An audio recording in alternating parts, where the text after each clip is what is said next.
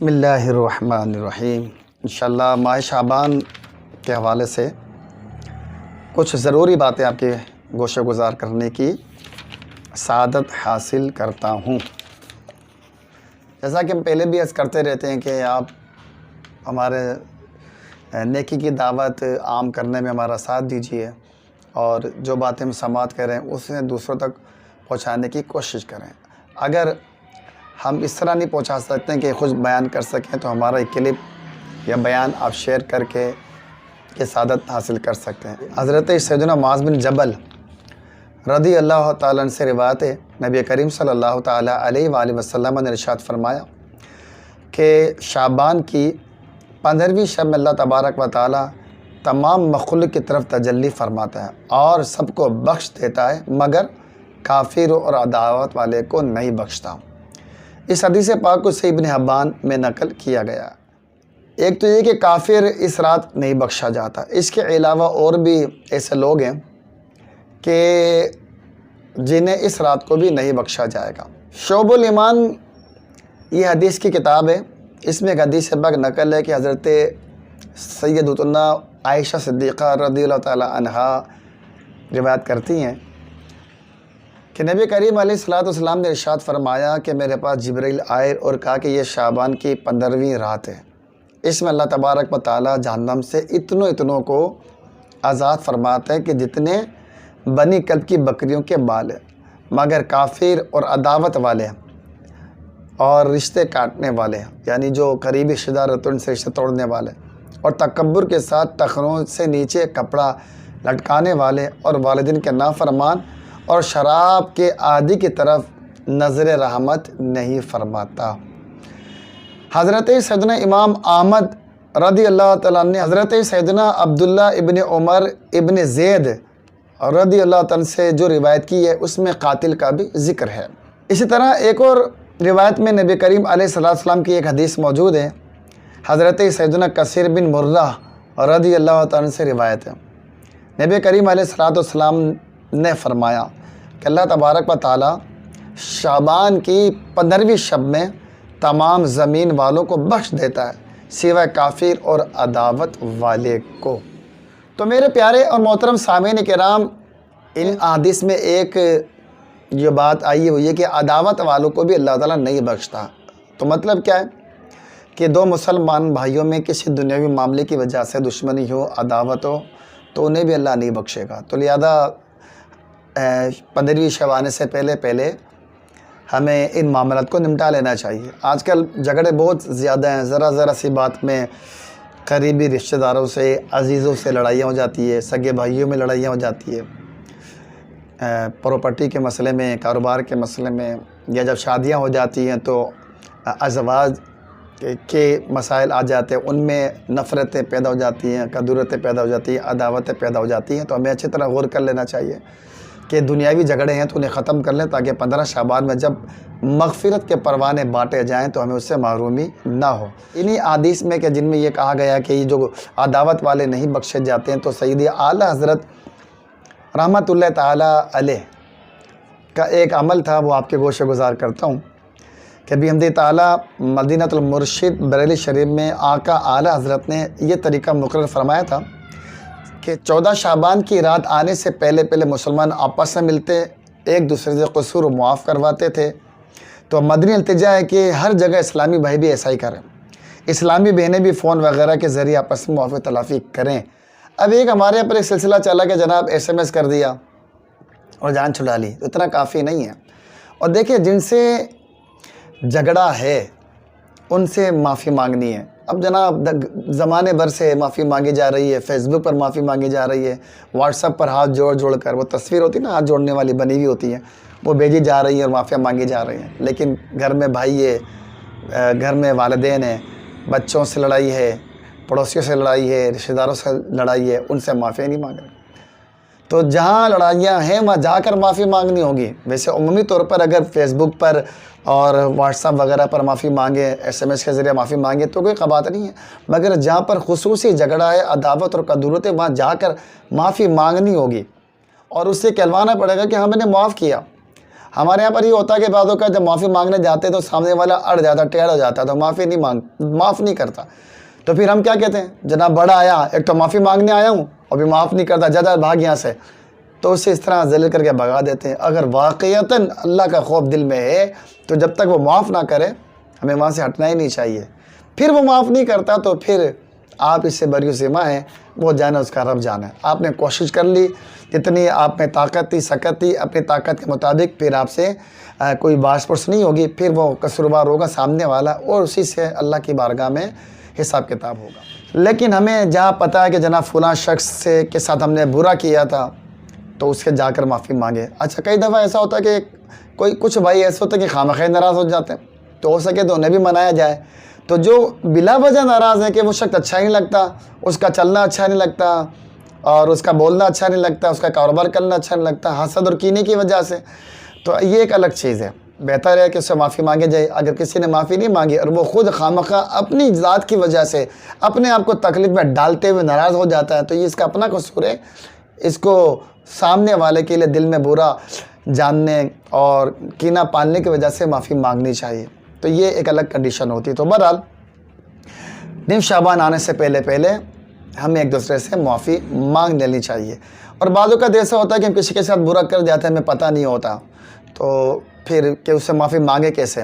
اللہ کی بارگاہ میں استغفار کرے کہ مولا جس کے مجھ سے حق تلف ہو گئے مجھے معاف کر دے.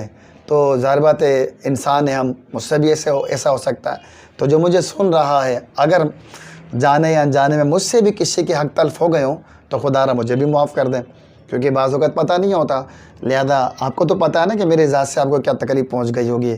کبھی بعض اوقات خوش طبعی کر لیتے ہیں، اس سے دل دکھ جاتا ہے وغیرہ وغیرہ، بہت ساری صورت ہو سکتی ہے. تو لہذا میں بھی آپ کو معاف کرتا ہوں اور آپ سے بھی گزارش ہے کہ اگر میری ذات سے آپ کو کوئی اذیت پہنچی ہو تو آپ بھی مجھے معاف کر دیں.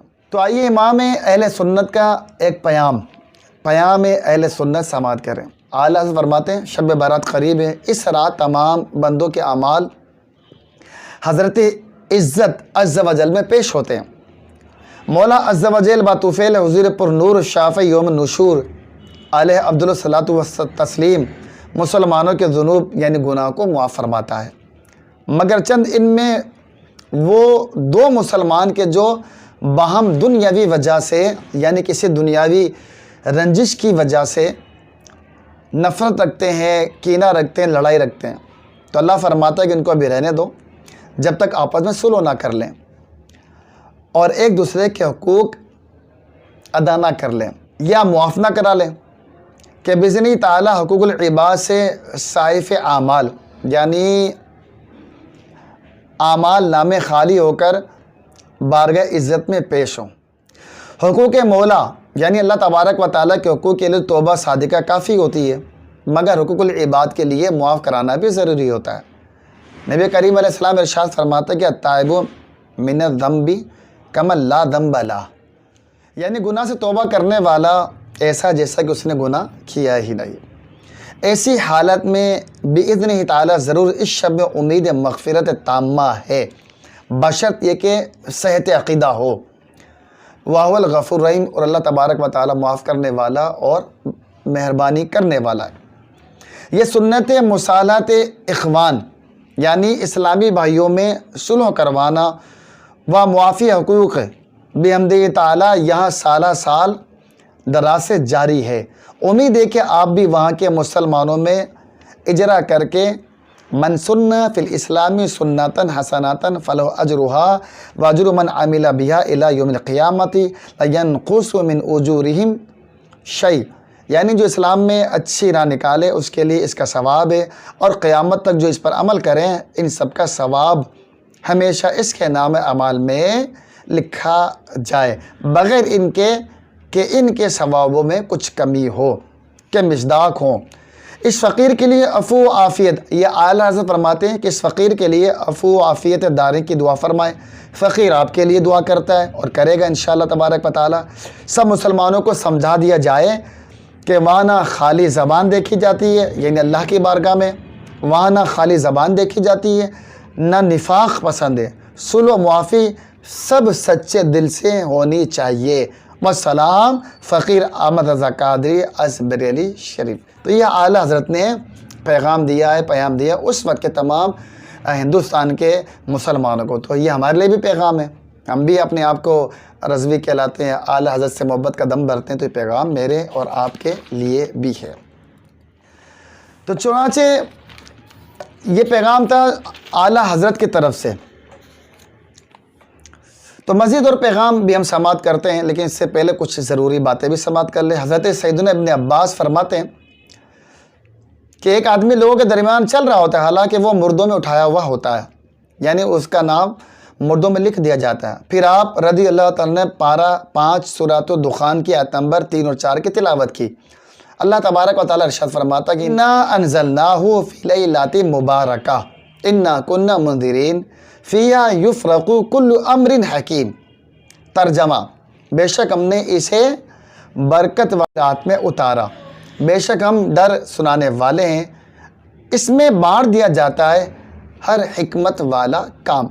پھر فرمایا اس رات میں ایک سال سے دوسرے سال تک دنیا کے معاملات کی تقسیم کی جاتی ہے۔ مفسر شہیر حکیم الامت حضرت مفتی احمد یار خان علیہ رحمہ مذکورہ آیت کے تحت فرماتے ہیں اس رات سے مراد یا تو شب قدر ہے، یعنی 27ویں شب ہے، یا پھر شب معراج ہے، یا پھر شب براءت یعنی شعبان کی 15ویں شب ہے۔ اس میں پورا قرآن لوح محفوظ سے دنیاوی آسمان کی طرف اتارا گیا، پھر وہاں سے 23 سال کے عرصے میں تھوڑا تھوڑا حضور صلی اللہ علیہ وسلم پر اترا۔ اس آیت سے معلوم ہوا کہ جس رات میں قرآن اترا وہ مبارک ہے، تو جس رات میں صاحب قرآن صلی اللہ علیہ وسلم دنیا میں جلوہ گر ہوئے وہ بھی مبارک ہے۔ اس رات میں سال بھر کے رزق، موت، زندگی، عزت و ذلت، غرض تمام انتظامی امور لوح محفوظ سے فرشتوں کے صحیفوں میں نقل کر کے ہر صحیفہ اس محکمے کے فرشتوں کو دے دیا جاتا ہے، جیسے ملک الموت علیہ السلام کو تمام مرنے والوں کی فہرست وغیرہ دے دی جاتی ہے۔ تو میرے پیارے محترم سامعین کرام، شعبان المعظم کی 15ویں رات کتنی نازک رات ہے، نہ جانے قسمت میں کیا لکھ دیا جائے۔ بعض اوقات بندہ غفلت میں پڑا رہ جاتا ہے اور اس کے بارے میں کچھ کا کچھ ہو چکا ہوتا ہے۔ چنانچہ غنیۃ الطالبین میں نقل ہے بہت سے لوگوں کے کفن دھل کر تیار ہو چکے ہیں، مگر کفن پہننے والے بازاروں میں گھوم پھر رہے ہوتے ہیں۔ متعدد افراد ایسے ہوتے ہیں کہ ان کی قبریں کھودی جا چکی ہوتی ہیں اور تیار کی ہوئی ہوتی ہیں، مگر ان میں دفن ہونے والے خوشیوں میں مست ہوتے ہیں۔ کئی لوگ ہنس رہے ہوتے ہیں، حالانکہ ان کی ہلاکت کا وقت قریب آ چکا ہوتا ہے۔ نہ جانے کتنے ہی مکانات کی تعمیرات مکمل ہونے والی ہوتی ہیں، مگر مالکان مکان کی موت کا وقت بھی قریب آ چکا ہوتا ہے۔ آگاہ اپنی موت سے کوئی بشر نہیں، آگاہ اپنی موت سے کوئی بشر نہیں، سامان 100 برس کا پل کی خبر نہیں۔ اللہ مجھے آپ کو عمل کی توفیق نصیب فرمائے۔ وآخر دعوانا ان الحمدللہ رب العالمین۔